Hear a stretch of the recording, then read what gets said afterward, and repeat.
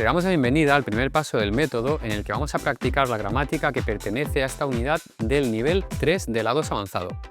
Esperamos que aproveches muy bien las explicaciones y que, si es necesario, tomes notas o hagas capturas de pantalla para que las puedas consultar posteriormente. Sin más preámbulos, pasemos a la pantalla de estudio.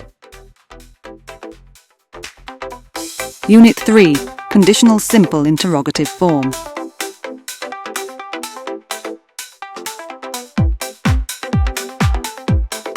En esta unidad número 3 vamos a aprender a hacer el condicional simple en el modo interrogativo.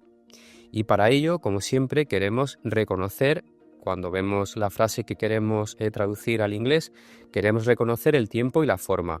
Para ello nos vamos a fijar en estas terminaciones, o sea que la frase sea una pregunta y que, como veníamos viendo, pues que las terminaciones de los verbos sean como ves aquí en pantalla.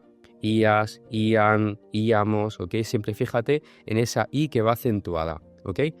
El caso de, por ejemplo, el verbo hacer, que lo estás viendo aquí en pantalla, es irregular y lo hemos puesto precisamente por eso, porque no decimos yo hacería, o sea, no usamos el verbo hacer y luego ponemos la terminación, sino que es irregular, igual que pasaba con el verbo tener, por ejemplo, que era tendría, pero tú rápidamente, al ver esa i acentuada en las terminaciones, tienes que pensar que es un condicional y luego darte cuenta quizás de que es irregular, pero lo importante es saber que es el verbo hacer, ¿ok? Que en inglés lo vas a traducir por el verbo to do o el verbo to make.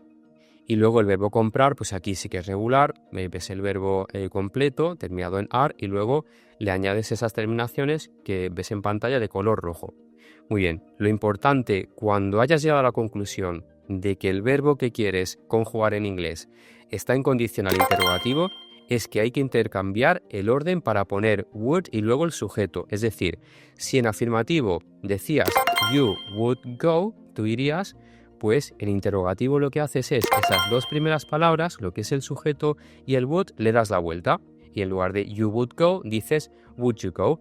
Lo vas a ver enseguida en la práctica que vamos a hacer con patrones de traducción.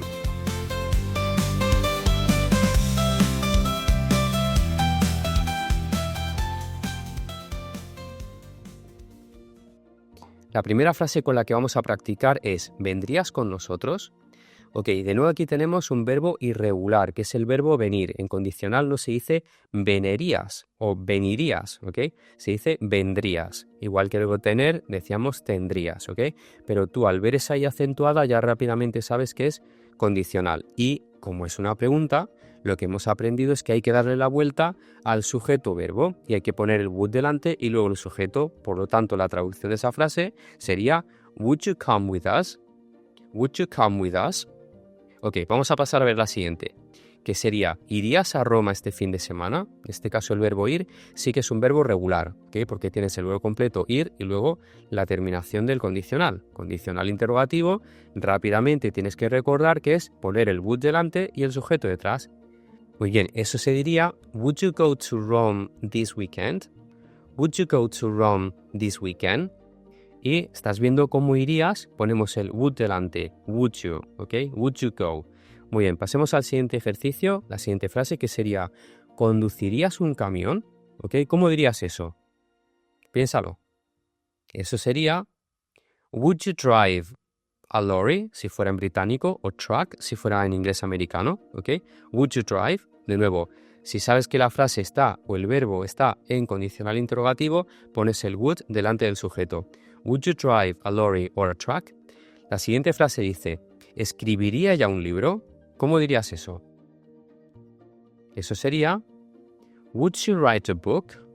Would you write a book? De nuevo, si vemos que el verbo está en condicional interrogativo, ponemos el would delante del sujeto, al contrario de lo que harías si fuera una frase afirmativa, que ahí habrás dicho she would write, ella escribiría, o she'd write, si lo haces contraído, ¿ok? Pero como es una interrogación, dices would she write, ¿ok? Would she write a book?